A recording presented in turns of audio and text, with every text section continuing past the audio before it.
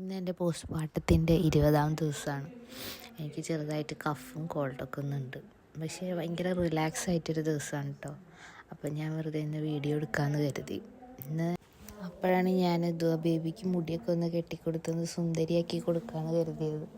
കാരണം എത്ര ദിവസം ദുവാക്ക് മുടി കെട്ടാനോ അവളെ ശ്രദ്ധിക്കാനോ ഒന്നിനും എനിക്ക് കഴിഞ്ഞിട്ടുണ്ടായിരുന്നില്ല.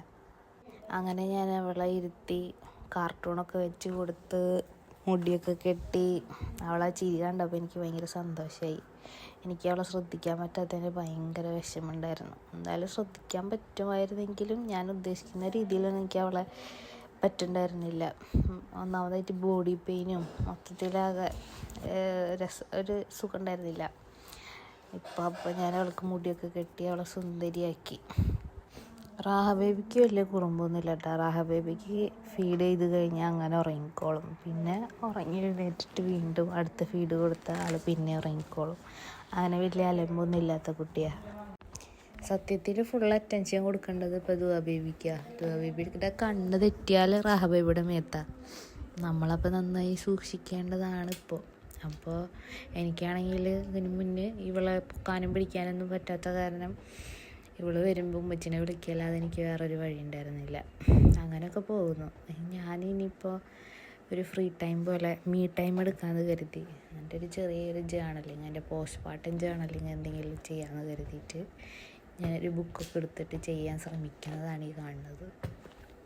സത്യം പറഞ്ഞാൽ ഇങ്ങനെയൊക്കെ ചെയ്യുമ്പോൾ ഭയങ്കര പോസിറ്റീവ് എനർജി കിട്ടും.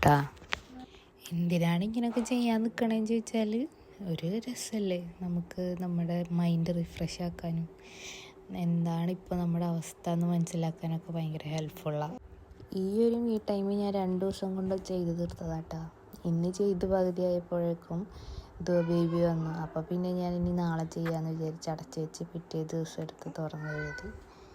ആ എഴുത്തിന് തന്നെ എനിക്ക് ഭയങ്കര ഒരു പോസിറ്റീവ് വൈബ് തന്നിട്ടുണ്ടായിരുന്നു. എൻ്റെ മനസ്സിൽ എന്താണെന്നും ഇപ്പോൾ എൻ്റെ അവസ്ഥ എന്താണെന്നും ഇനി മുന്നോട്ട് എങ്ങനെ പോകാനും എല്ലാം മനസ്സിലാക്കാൻ നമുക്ക് ഇങ്ങനെ ഒന്നിരുന്ന് തുറന്ന് എഴുതുമ്പോൾ നമുക്ക് കിട്ടും.